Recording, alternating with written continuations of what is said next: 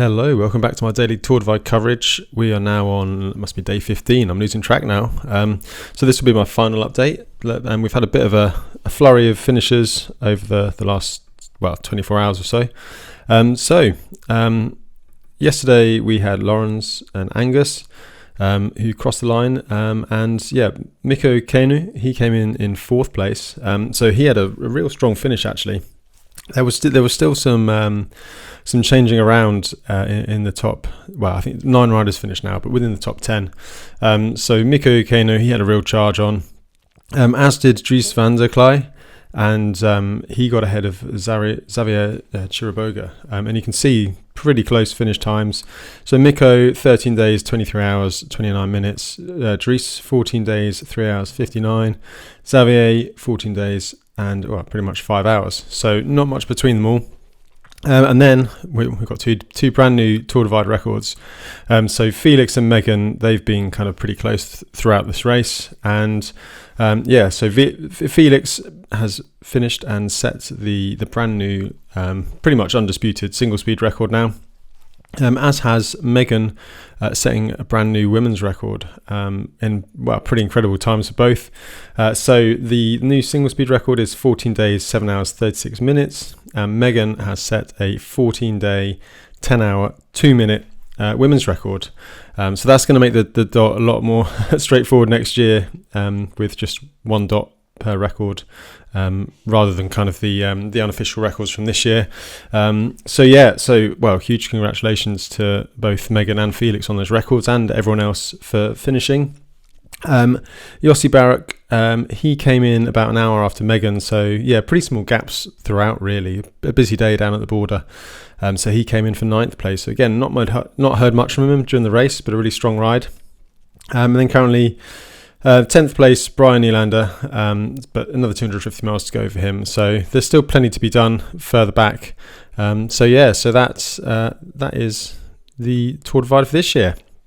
Before I go any further, I'm just going to thank Redshift and Enduro Bearings. You know by now that they've been supporting this, so just want to say a big thank you to those guys for helping me do what I do. The help is much appreciated. And I've also got the web shop too with the caps and things. I'm about to drop the edition 2 of my little zine, just from some photos from the first part of this year, and that'll be coming later next week, but you can pre-order it now if you're into that. And again, thank you to everyone who's ordered stuff. It helps me do what I do. So let's just hear. Well, let's have a little photo first. So there's not an awful lot out there at the moment, in terms of the finish line photos, but I did get one of Megan. That's Megan at the finish, but I've not seen much from anyone else. What a fantastic ride from Megan. Pretty phenomenal, really. And this year's been a record-breaking ride. Year all round, it's going to set the precedents for quite a while to come, although I kind of said that last year with Robin, and look what happened this year.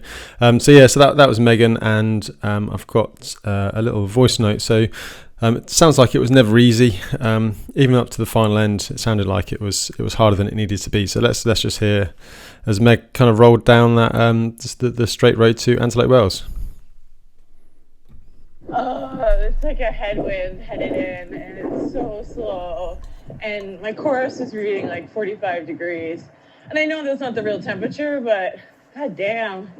And I'm full of cactuses, because that's what happens when you take Megan out in the desert. But everything's all good. It's just very slow. I think I'm tracking at 17k an hour, so yeah, I'll get there eventually. I wish I had a bit more power last night. I could have finished up earlier, but legs didn't have it. So there you go. That was a note from Megan, and I just want to say thanks to Megan for all the voice notes she sent really consistently throughout the divide. So the new women's record, really great to see, and congratulations to everyone who's finished in the last day or so. And now I'm going to finish up just with a couple of stories. As I said, there's not really much to go on at the moment. I think everyone's just finished and so exhausted that they just want to sleep. But Felix. Well, it was. It says it was melted Haribo's warm out there, which is pretty crazy. But yeah, I guess that's the desert, and there are some good little articles on bikepacking.com as well, as you can see there. So if you want to see some little roundups, check out bikepacking.com. They do great stuff. And Dries, probably one of the first photos I've seen of Dries, but he's at the finish. So that's Dries at the finish line. So he did 14 days, 3 hours, 59 minutes, which again is a pretty impressive finish time. And yeah, just, I mean, I can't imagine, having almost a top 10 under 15 days, or 15 and a half days almost, that many years ago. So it's been an incredibly fast year. And B, the level's just going up, and the standards going up, and I guess the sport and the Tour Divide is continuing to develop. So yeah, that's it for me for this year. Don't forget, there's plenty of riders still out there. So if you want to keep an eye on track leaders, just to see where people are at, and go and dot watch if you're in the States. I'm sure the riders would very much appreciate it. But yeah. For this year, that's enough from me, I think. So thank you very much for listening. The support, the comments, everything is always really appreciated. And I shall be back next year, I'd imagine, unless I'm out there riding it. We'll see what happens. And if you're into this stuff, then consider subscribing. I've got loads of stuff just for my own little adventures and things, videos about races and bike checks and kit checks and loads of things like that.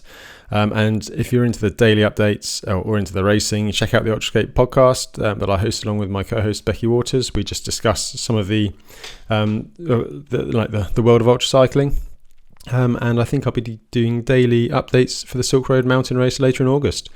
So yeah, hopefully see you then. Thanks for watching.